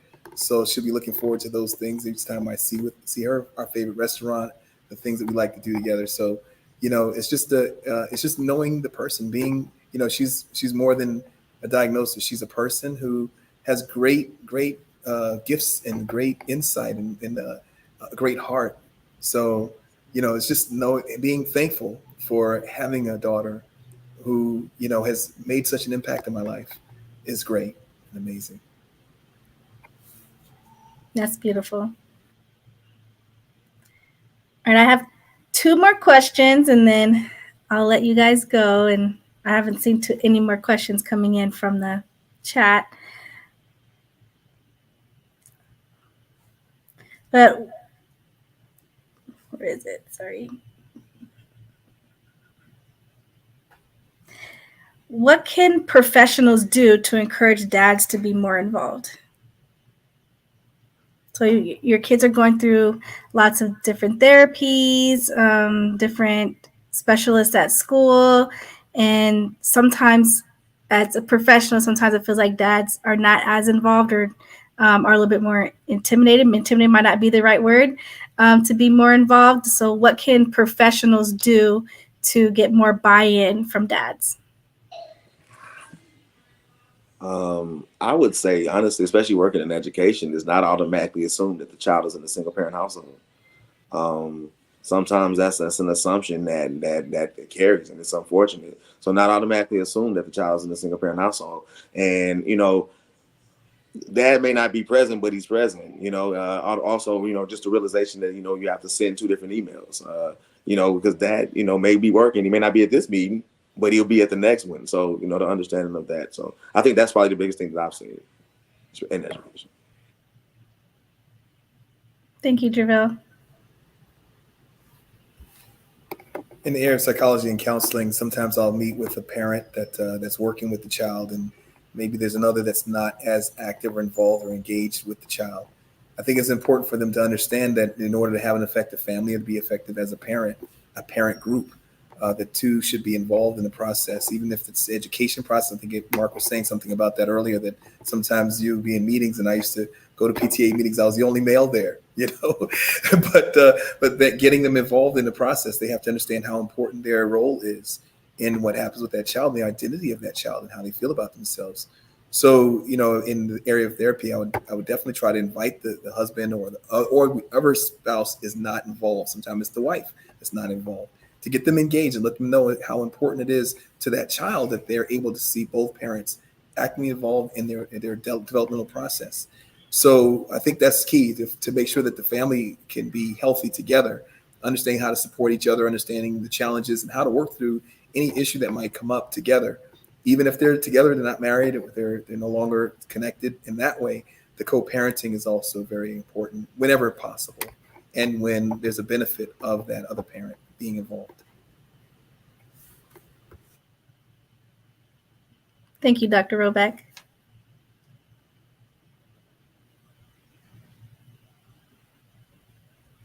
I think a lot of times, like with my wife and I, we have very, very different skill sets, which is great because there's a lot of things that I'm really not good at, and she is good at those things, and vice versa. And so I think it's important for professionals to find those things that the other parent is good at and wants to spend with. I know my wife probably went to half of all of his meetings by herself, just because I have a career and I'm really, really, really busy. But we wanted him to learn how to swim. Okay, I'll go teach him how to swim. Want to take him for a bike ride? Sure. Usually my job in the evening is, okay, he still has way too much energy. Go take him on a 5-mile walk. That's my thing. I can, and so I think very often is finding, just like my wife and I, when any of our kids would start crying, go find your mother. I don't really do tears. That's not my thing. But I think finding those things that are the strength of both parents, to make sure that both parents have something that they do that is a strength to them that can help in their child. Because I think with all of my children, there's certain things we want to do this. Let's go find dad. There's other things that we want to do. Let's go find mom. And I think that sometimes with special needs children, especially as autistic children, making sure that there is something that each parent has that's in the kid's life is important.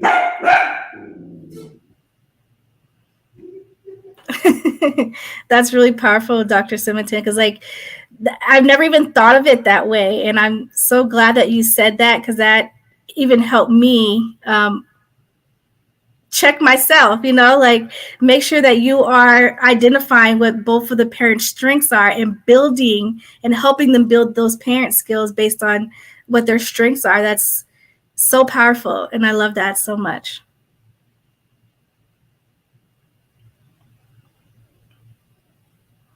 Is there anything else? Jervell, you're muted. It looked like you're trying to say something. Oh, I wanted to give somebody else the opportunity to speak first, but I mean, I did have one more thing to chime in. But. Go ahead.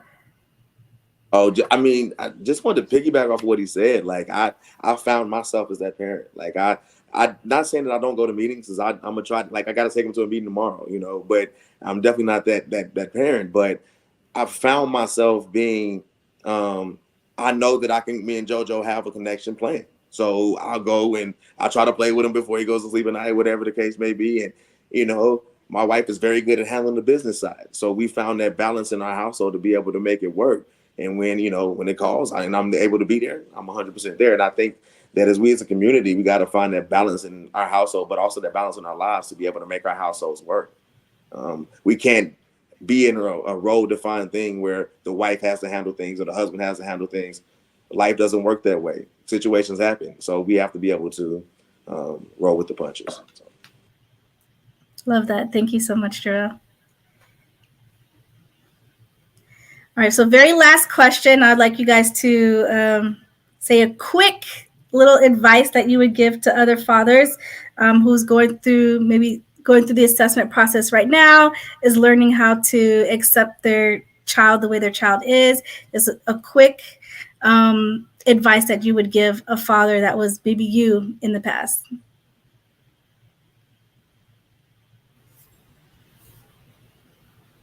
I would say educate yourself, but don't stigmatize.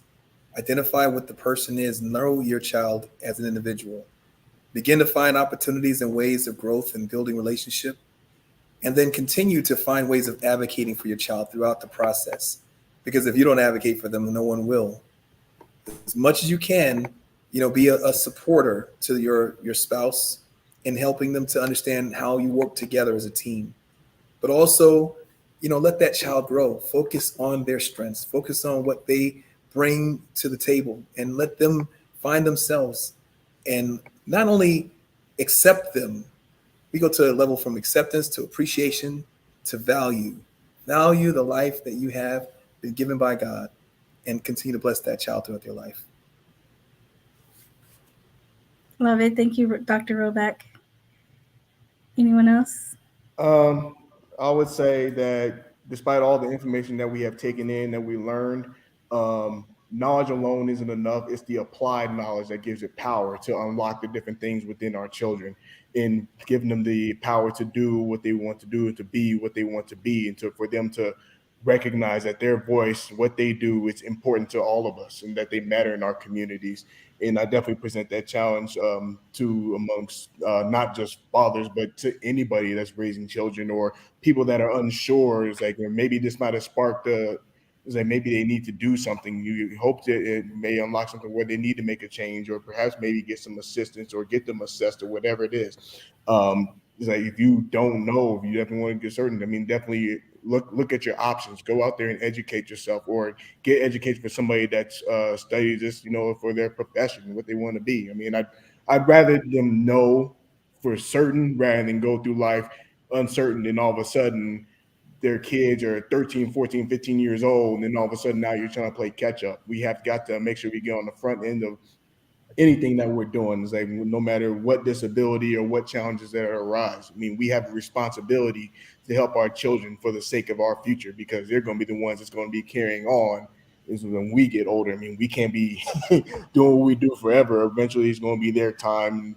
They're going to flourish, and they're going to, and you know, that's all the things I've heard and said from these people, said from everybody that said here. I mean, the stories that have been shared and everything, as far as you guys as fathers and stuff like that, I'm definitely excited for what they're about to do, and what and the things that are going to be unlocked, and the people that are watching, you know, to be able to spread the word, and hopefully this continues to unlock something to where we can help others. So I want to say thank you all for being a part of this forum.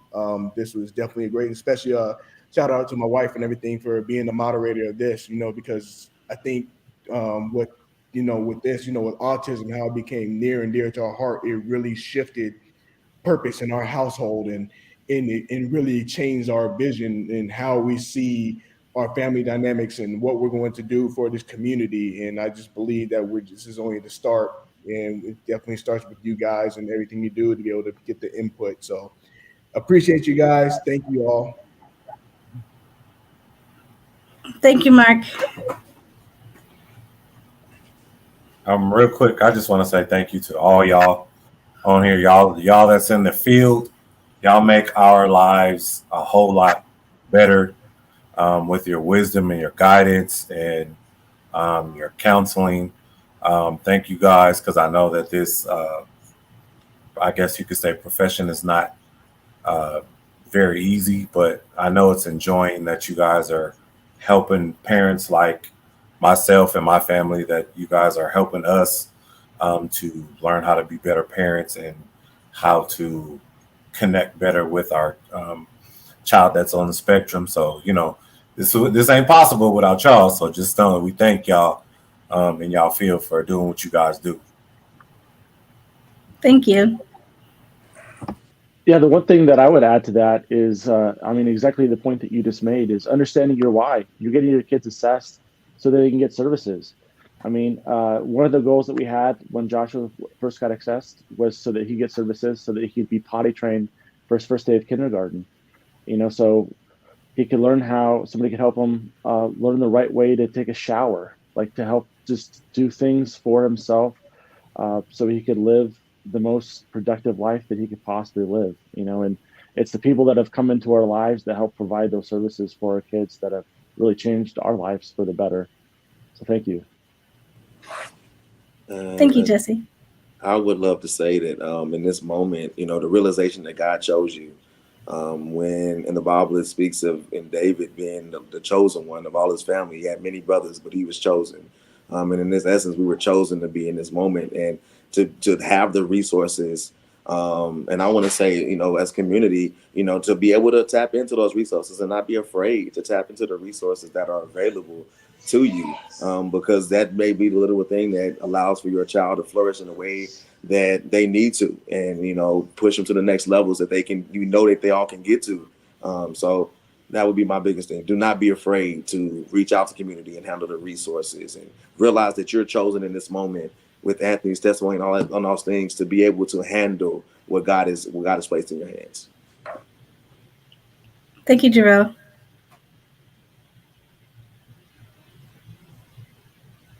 That's my wisdom too. Just go get all the services you can get. If we had sat at home and denied the fact that JT needed stuff, he probably wouldn't be walking. He wouldn't be talking. He wouldn't be doing anything. And a lot of the skills that he uses that he used to go out and get a job to make pizzas at Domino's, he learned them from you, Nyetta. Aww.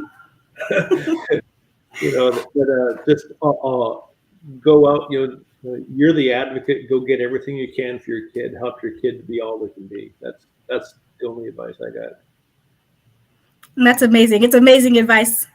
You guys are amazing dads, and I thank you so much for sacrificing your time and your evening away from your families to talk with us and to encourage other dads, and have a start of building a community of dads working together for our kiddos. And so I appreciate you guys being here. And yeah, thank you guys so much. We're gonna go ahead and end this. We're almost 2 hours in, so I appreciate you guys for tuning in and listening.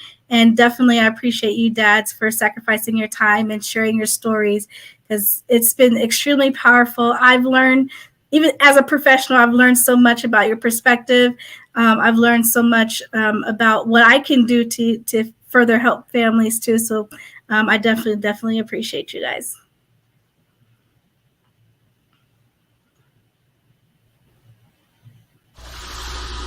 We often find ourselves inundated with secular entertainment. Now, I'm not suggesting that anything is wrong with that, but there's nothing like having a quality and a substantive conversation about God. My intent for Society Online and Society Studios is to present Christian content that would heal broken hearts, deliver those that are in bondage, uplift those that are down, and encourage those wanting a better life for themselves.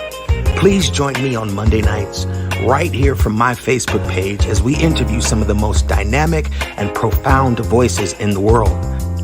I am Antone Dotson-Parson, and we are Society Church Online.